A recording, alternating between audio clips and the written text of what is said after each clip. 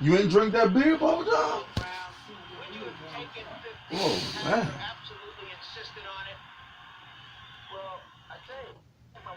See, this is what he was saying. Larry Merchant. Who Larry Merchant had winning the fight? He don't know. He's interviewing. Back to the days of young. It was almost as though I had to relive what I did in 1981. And it was strange because my concentration during this fight was unbelievable. I maintained concentration. Going into the last couple of rounds, Ray, one, did you feel you had the stamina to complete? He was tired as hell. Did you know you could still lose the fight? Going to the 11th round, I felt, Larry, that I had built enough a substantial lead that these two last rounds, I could pretty much psych my way through. And I was doing a lot of taunting, a lot of antics, playing with Hagler. It was almost like having fun and being tired at the same time. I was exhausted, but I used my ring savvy and ring generalship to go through the rounds. You said his ring savvy. That he was tired as well at this point. Kept coming forward. I was tired. I know he was tired because we both used a lot of punches, a lot of energy during the earlier rounds. But it was just, I guess, determination. Last round, Ray. Could you have gone on to 15 had it been a 15-rounder? See? No, I could have won 15 rounds because I would use my ring intelligence. But he didn't. That was the first 12 round ever. See, you see how Larry Merchant asked him, could you have gone on to 15? He knew he couldn't have. You know what I'm saying? That's why he cut it to 12. See that question? See Larry Merchant? That's how he did it. He absolutely insisted on it. He absolutely insisted on the 12 rounds. I could have said 15 rounds, and what could I have done? I couldn't say anything. He was champion. I don't think he realized that. See, 15 rounds. It went See, on. Larry Merchant knows the questions to ask. That's how he's doing with Mayweather. He showed he the one But that Larry Merchant, with Mayweather's ducking Cotto. But Larry Merchant, don't. I mean, but you know he is biased. I ain't gonna say he's biased. You know he is prejudiced. No, I'm gonna say Mayweather. Excuse me. Larry Merchant don't pull no punches. Yeah, he don't pull no punches. I'm gonna tell you something about Larry Merchant. Larry Merchant explodes you. If you doing some bullshit like them 12 rounds, he pointed it out. And when Mayweather was fighting dudes, he's like, yo, would you fight a Cotto who's young and undefeated like you? You know what I'm saying? That's right. Merchant. I remember that. Merchant, and that's a Mayweather around. Jim Lampley, and all them other dudes. They'll. But Larry Merchant, he's from the old school. He been around. So when he saw this new school shit going on, he was just asking true questions. He was straight to the point. Yeah, straight to the point. So yeah, I would call it. He just don't pull no punches. That's what Mayweather said. I ain't calling out no welterweights. Yeah, but that was with Larry Merchant. That was with the interview. But what about when Larry Merchant said, if I was 30 years younger, I'll kick your ass, Mayweather? What about what fight was that? I just talking. That's boxing. He just talking crap, man. He just an old man talking. Yeah, crap. he apologized after. Just a grumpy old man talking crap. But he was like. But why he was always talking shit about Roy Jones and all them, man, when they was undefeated? You don't think he's a tad bit prejudiced? No. What I'm saying is he was highly critical of black fighters. I'll say that. He was highly critical. I'm going to tell you something. Black fight, but put it this way. When he beat Ricky Hatton, he's like, well, Ricky Hatton is a lighter from a wider weight class and everything. Won't you fight any welterweights like a young Cotto who's undefeated? He has a welterweight champion like you, and you're a welterweight. You're both undefeated, and Cotto. You know what I'm saying? You know what I'm saying? So he'll bring that up. Yeah, you know what I'm saying? So like he brought it up with you know what I'm saying? Sugar Ray Leonard. Or just now, with the 12 rounds. He said you demanded, you insisted on going to 12 rounds. They ain't pulling no punches, man. Yeah, he don't pull no punches. You see, he don't sugarcoat nothing. Yeah. Call it for what it is. So he did that with Sugar Ray. And then after that, everybody started copying off for the 12 rounds. So Sugar Ray Leonard started that whole 12 round thing from 15 to 12. After doing that, that's what they said, oh, you know what? Instead of 15, let's make it 12. You know what I mean? Because he started that. You know what I'm saying? He knew he wouldn't be able to, but that's why he did it like that. You know what I'm saying? And I think Mayweather kind of like learned from him a little bit too. You know what I mean? So you don't think Larry Merchant was just a little bit critical with Roy Jones? What was he critical with Roy Jones about? Like what? I just remember, if you can remember, because I remember we used to be watching them fights, man. He was critical. He was critical with. I remember I remember him being critical with Mayweather. Oh, because especially Mike Tyson. He was overly critical of Mike Tyson. Nah, how was he critical? I don't remember that. Show me what you talking about. I can't pull it up. I just remember him. I remember this. He would say slick stuff during the podcast, during the commentary about the fighter's character. You know who I remember him?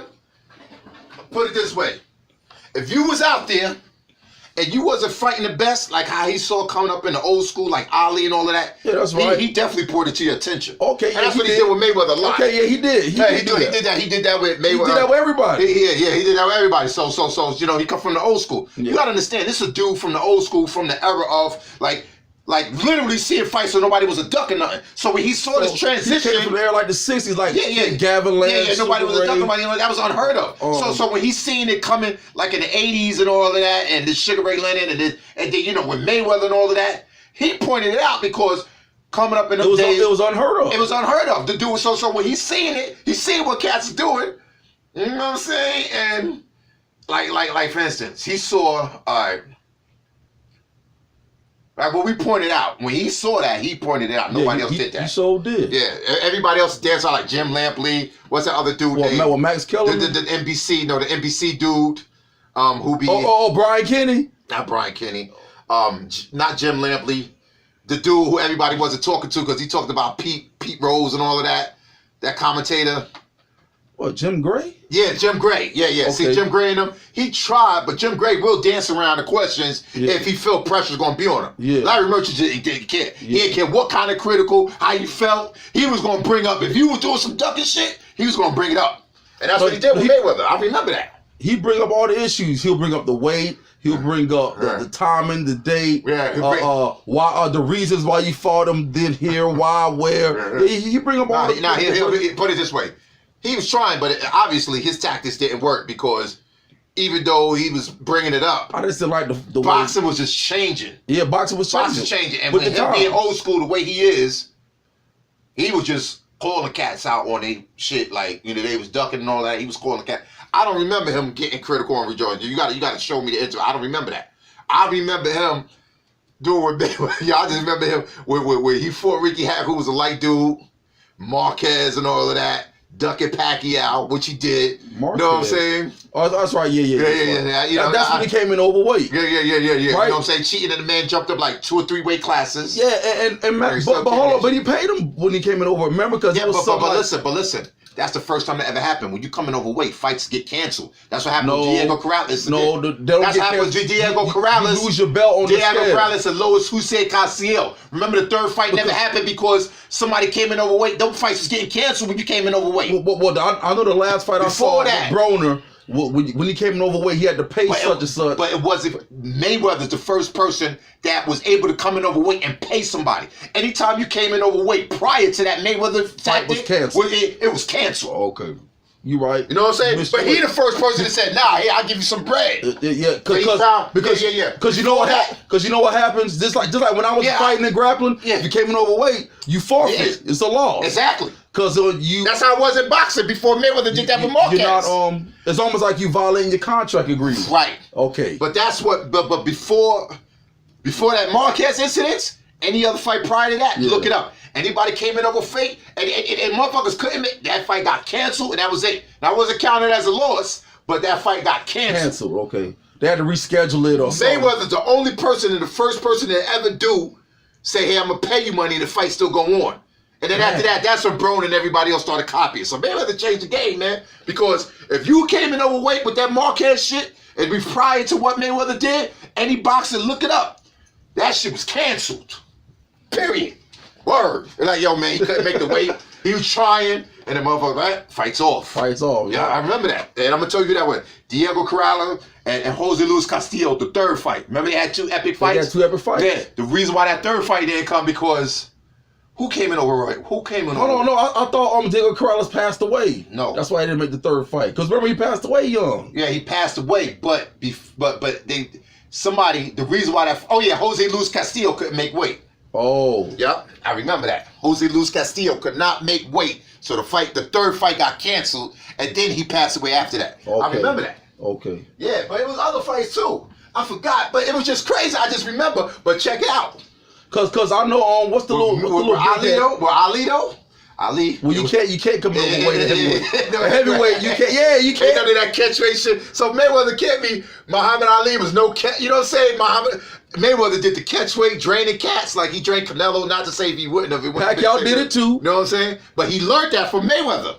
Come on, Pacquiao. Pacquiao learned that from Mayweather. Mayweather did everything first, and everybody copied Pacquiao with the weight draining things. Dang. Everybody. Cause Mayweather started the game with the weight draining and the weight, and then everybody else started copying.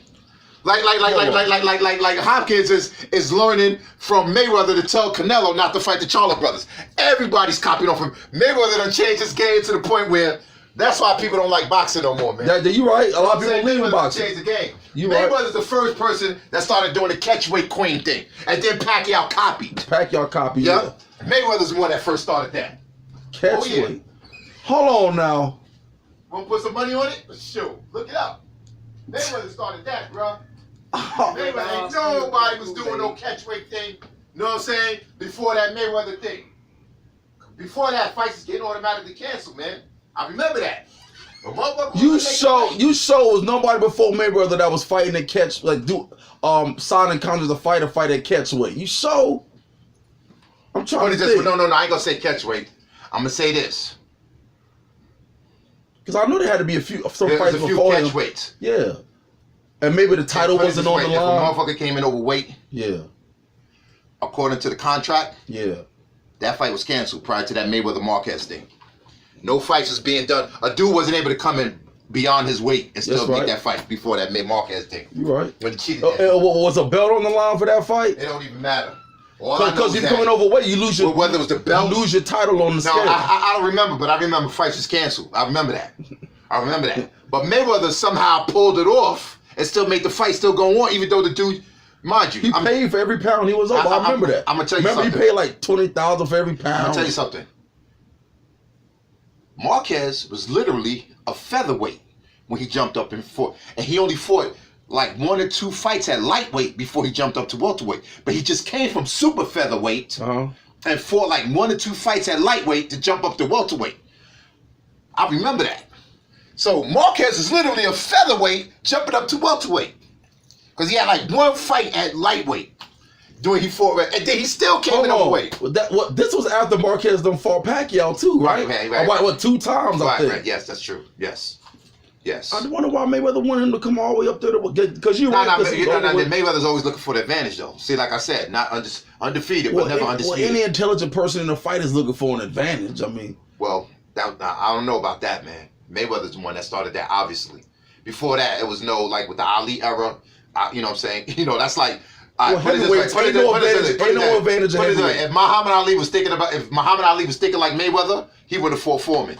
Like what? Like how Listen. After the way Foreman beat the crap out of Joe Frazier and Norton and people like that, when Mayweather saw that, Mayweather was like, "Oh, take the test," and he would take the test. I just said, "I'm gonna take the test."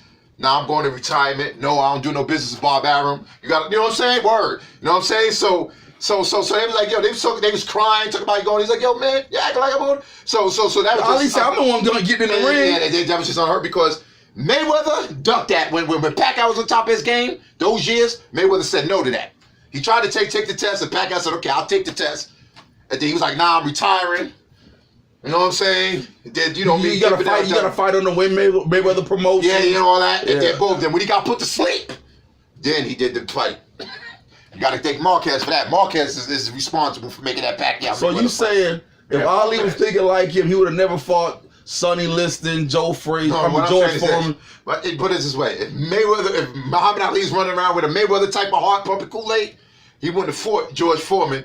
You know what I'm saying? Because George Foreman knocked out Joe Frazier mad easily to the point where it's to a Pope, Ken Norton and all of that. Ken Norton.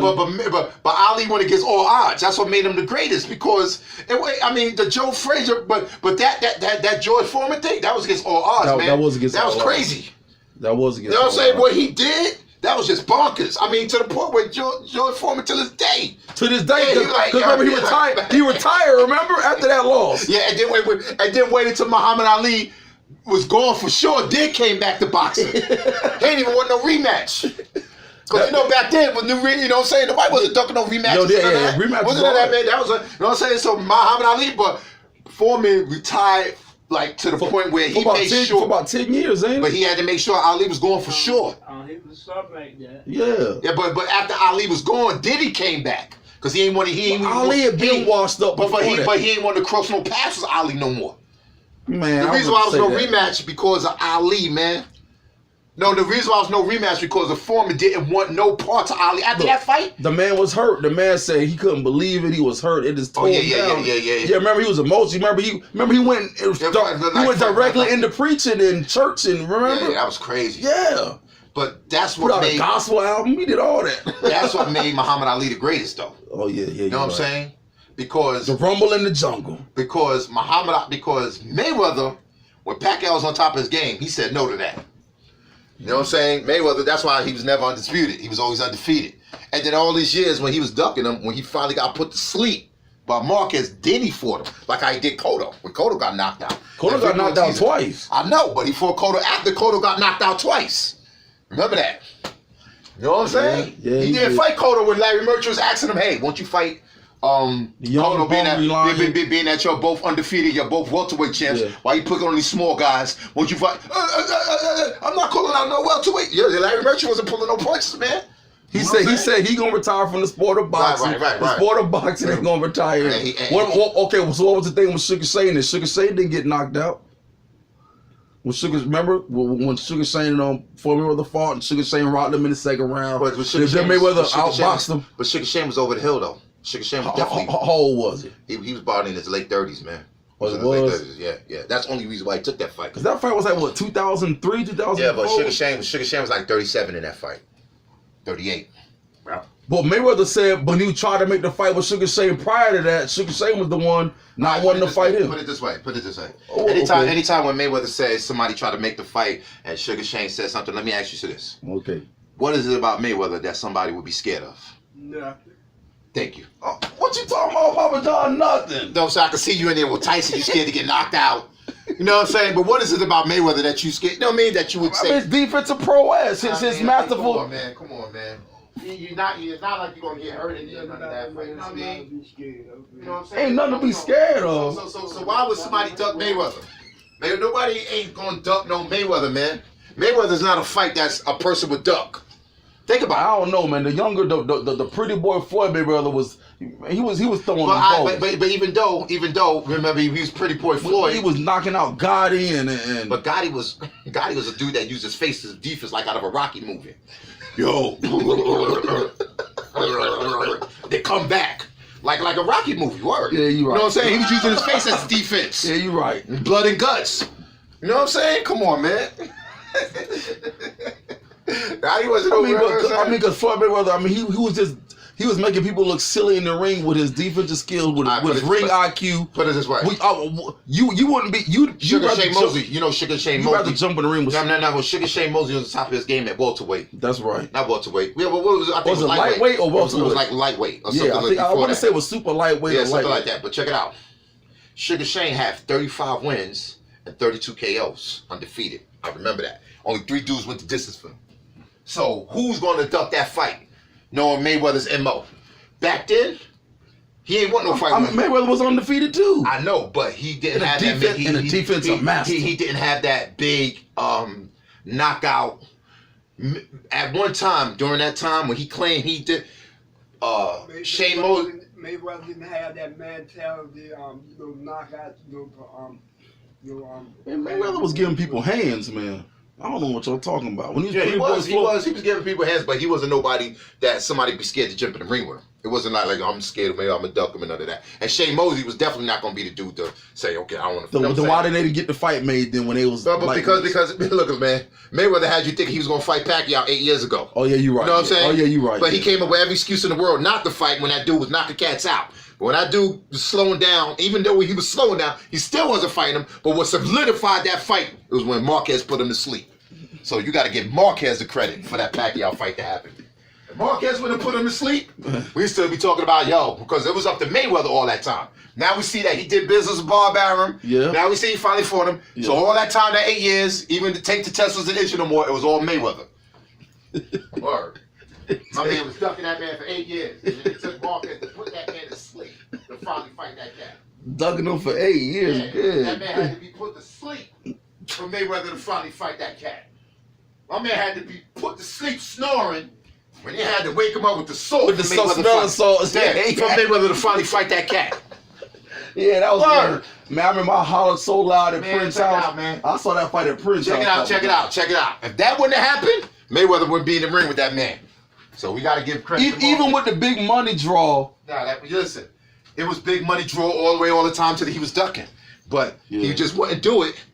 But once he saw that, Mayweather was like, yes, I could do this. You know what I'm saying? Like how he did with Cotto. Ain't no different. Victor Ortiz. You know what I'm saying? That's all. I actually think Cotto and Mayweather was a closer match than Pacquiao and Mayweather. But Cotto was still put to sleep. Broken Cotto, two fights. He was already knocked out by Pacquiao on top of his game. When Mayweather was ducking Pacquiao, when Mayweather was ducking Pacquiao, that's when he knocked out Cotto. That's right. And Marcachino knocked him out too with the bricks in his gloves. Yeah, with the bricks, yeah, that's right. But Mayweather still didn't fight Pacquiao during that time. Because I was in his ducking mode because Pacquiao was looking too invincible. Yeah, that's when he knocked out Hatton. That's when he had Josh Clottey in the shell. That's when he tore out Margarito's retina. Yeah. The Mayweather was like, oh no. Remember Pacquiao knocked down Sugar Shane Mosley during that time too. Knocked him down. Knocked them down, that's right, knocked them down. Mm-hmm. Yeah, but Sugar Shane Mosley knocked him down too. But it was really a slip, but the ref called it a knockdown. Oh, dang. Yeah. Yeah, Sugar Shane the truth. Yeah, but he was over the hill though, both fights. Yeah, though, he was. You know what I'm saying? But when that man was 35 wins and 32 KOs, Mayweather wasn't trying to fight no man with no 35 wins and 32 KOs. That's just not his MO. But during that time where Mayweather said that he tried to get a fight with him, Sugar Shane Mosley's 35 wins and 32 KOs. I remember that because I remember my man Bounce put me onto him. He's like, yo, man, you got the L. I was like, whoa, snap. He's 35 wins and 32 KOs. Only 3 dudes with the distance with him. Mayweather ain't fighting nobody with that kind of record. Not the way his style is, nah. But Mayweather made it seem like he won. You know what I mean? Come on, man. Who, but it's cool, though. I got to give it to him, though. It's cool. He said, I got to give it to you. You got to give it to him. Yeah, I got to give it to him because he cleared the bank. He sure secured the bag. Yeah. Even though we know he ain't the greatest, we know he ain't greater than Muhammad Ali, he did secure the bag. Well, everybody want to use Muhammad Ali. We need to be comparing him to people in his way, like Sugar Ray Leonard and Alfredo Benitez and Roberto Duran. We need to be comparing him to them dudes fought dudes. And, you know what I'm saying, Mayweather got like, So do you think that Mayweather stands a chance against like a Duran or a Kid Gavilan or the original Kid Chocolate or... Well, put it this way. You got dudes out there right now. You see Mayweather ain't fighting them, right? In his weight class right now, that's young and hungry. And he's staying away from him just like I stay away from Pacquiao. You know what I'm saying? So he's smart, man. Well, he over the hill. The man 40-something years old. Yeah, listen, man. You had cats who was 40 plus and 30-something fighting the dudes and all that. He fought Berto. Talk about another move that he made. There was no money into it. No, another move that Mayweather used to say to duck. He ain't no draw. He don't produce no money. He don't bring no money. That's right. That was just the words to say to duck. You know what I'm saying? Because Berto wasn't bringing no money, man. He just got to make sure you washed up for sure to get in. Remember when Berto was undefeated, welterweight, knocked it out, and they both had Al Heyman. Mayweather he didn't win no parts of Berto when Berto was a WBO undefeated when he was on top of his game. He made sure when he was washed up for sure. Paul Williams was on Al Heyman too. I know, yeah, but Mayweather didn't win no parts of that. But you got to give it to him, man. You know what I'm saying? Cats is smart, man, like what he said. I'm a smart fighter, man. I don't fight to be, you know what I mean? I don't fight to prove to the fans. He said, I don't fight to prove to the fans who the best is. Yup, he sure did. So he said that. But he sure cleared the bank, though. He fighting for, he said, belts collect dust. Look, he got to take care of his family, his health, and his family come before boxing. Yup, I remember that, yeah. And you can't fault a man for that. Well, yeah, but you can't fool a man for that. But we know that man, when he make those crazy claims that he's better than Muhammad Ali and all that, we know that's not true. It's Sugar Ray Robinson and that's not even. His uncles made him stop that cold turkey. You don't even say Sugar Ray Robinson out his mouth no more. You know what I mean? They say you can say that Ali shit, but you got to stop that Sugar Ray Robinson. He stopped cold turkey. saying Sugar Ray Robinson after a while. Those uncles like, yo, you better stop that, man. That's blasphemy, man. You better stop that. They told him, man, you better stop, man. You better stop. He stopped. Yeah. He just started saying,